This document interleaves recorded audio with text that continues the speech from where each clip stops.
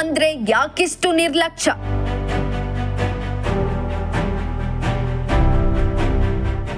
ಉದ್ಘಾಟನೆ ಆಗದ ಜಿಲ್ಲಾಸ್ಪತ್ರೆ ಆವರಣದ ಹಾಲುಣಿಸುವ ಕೇಂದ್ರ.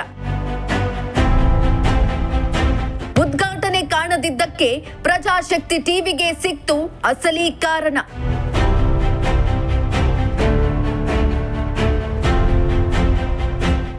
ಕಟ್ಟಡವನ್ನ ಹಸ್ತಾಂತರ ಮಾಡಿಕೊಳ್ಳುವಲ್ಲಿ ಡಿಎಸ್ ಮೀನಾಮೇಷ.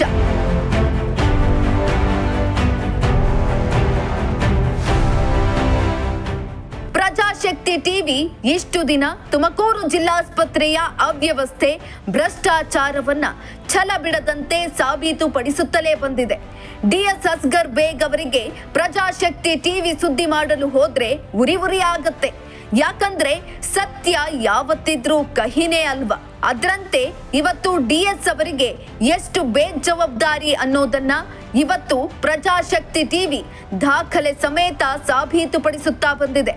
ಹೌದು, ತುಮಕೂರು ಜಿಲ್ಲಾಸ್ಪತ್ರೆ ಆವರಣದಲ್ಲಿ ಕಳೆದ 6-7 ತಿಂಗಳ ಹಿಂದೆಯೇ ಸ್ಮಾರ್ಟ್ ಸಿಟಿ ಯೋಜನೆಯಡಿ ಹಾಲುಣಿಸುವ ಕೇಂದ್ರವನ್ನ ನಿರ್ಮಾಣ ಮಾಡಲಾಗಿತ್ತು. ಕಟ್ಟಡ ನಿರ್ಮಾಣ ಕಾಮಗಾರಿ ಪೂರ್ಣಗೊಂಡು ತಿಂಗಳುಗಳೇ ಕಳೆದ್ರೂ ಕೂಡ ಇದುವರೆಗೂ ಉದ್ಘಾಟನೆ ಆಗದೇ ಇರೋದ್ರಿಂದ ಹಾಲುಣಿಸಲು ತಾಯಂದಿರು ಪರದಾಡುವಂತಾಗಿದೆ.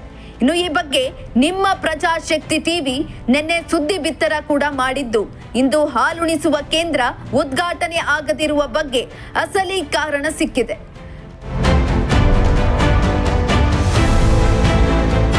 ತುಮಕೂರು ಸ್ಮಾರ್ಟ್ ಸಿಟಿ ಯೋಜನೆಯಡಿ ನಗರದ ಜಿಲ್ಲಾಸ್ಪತ್ರೆ ಆವರಣದಲ್ಲಿ ಹಾಲುಣಿಸುವ ಕೇಂದ್ರವನ್ನ ನಿರ್ಮಾಣ ಮಾಡಲಾಗಿದ್ದು, ಕಾಮಗಾರಿ ಪೂರ್ಣಗೊಂಡ ಬಳಿಕ ಕಟ್ಟಡವನ್ನ ಸಂಬಂಧಪಟ್ಟ ಇಲಾಖೆಗೆ ಹಸ್ತಾಂತರ ಮಾಡಲು ಮುಂದಾದ್ರೂ ಕೂಡ ನಿರ್ಲಕ್ಷ್ಯ ವಹಿಸಿರುವುದು ಬಟಾಬಯಲಾಗಿದೆ. ಹೌದು, ಕಳೆದ ಮಾರ್ಚ್ ಹಾಗೂ ಮೇ ತಿಂಗಳಲ್ಲಿ ಹಾಲುಣಿಸುವ ಕೇಂದ್ರದ ಕಾಮಗಾರಿ ಮುಗಿದಿದ್ದು, ಕಟ್ಟಡವನ್ನ ಹಸ್ತಾಂತರ ಮಾಡಿಕೊಳ್ಳುವಂತೆ ಜಿಲ್ಲಾಸ್ಪತ್ರೆಯ ಶಸ್ತ್ರಚಿಕಿತ್ಸಕರಾದ ಡಾಕ್ಟರ್ ಅಸ್ಗರ್ ಬೇಗ್ ತುಮಕೂರು ಸ್ಮಾರ್ಟ್ ಸಿಟಿ ಲಿಮಿಟೆಡ್ ಸುಮಾರು 2 ಬಾರಿ ಪತ್ರ ಬರೆಯಲಾಗಿದೆ.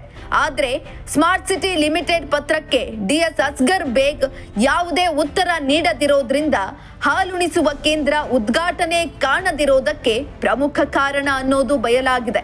ಅಲ್ಲದೆ ಕಟ್ಟಡ ಹಸ್ತಾಂತರ ಮಾಡುವ ಬಗ್ಗೆ ಸ್ಮಾರ್ಟ್ ಸಿಟಿ ಲಿಮಿಟೆಡ್ ಬರೆದ ಪತ್ರ ಪ್ರಜಾಶಕ್ತಿ ಟಿವಿಗೆ ಲಭ್ಯವಾಗಿದೆ.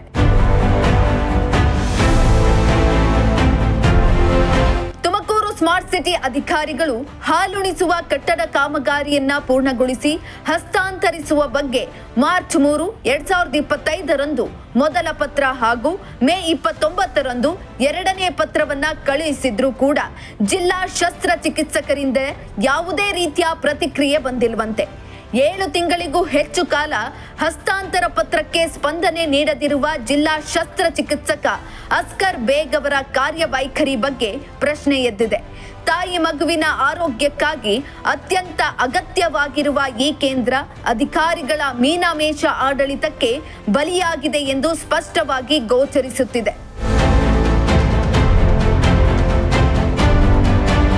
ಒಟ್ನಲ್ಲಿ ಹಾಲುಣಿಸುವ ಕೇಂದ್ರ ನಿರ್ಮಾಣ ಆಗಿ ತಿಂಗಳುಗಳೇ ಕಳೆದ್ರೂ ಕೂಡ ಉದ್ಘಾಟನೆ ಆಗದೇ ಇರೋದಕ್ಕೆ ಪರೋಕ್ಷವಾಗಿ ಡಿಎಸ್ ಅಸ್ಗರ್ ಬೇಗ್ ಕಾರಣವಾಗಿದ್ದು, ಇನ್ನಾದರೂ ಜಿಲ್ಲಾಸ್ಪತ್ರೆಯ ಡಿಎಸ್ ಎಚ್ಚೆತ್ತು ಹಾಲುಣಿಸುವ ಕೇಂದ್ರವನ್ನ ಹಸ್ತಾಂತರ ಮಾಡಿಕೊಂಡು ಶೀಘ್ರವೇ ಉದ್ಘಾಟನೆಗೆ ಮುಂದಾಗ್ತಾರಾ ಎಂದು ಕಾದು ನೋಡಬೇಕಾಗಿದೆ.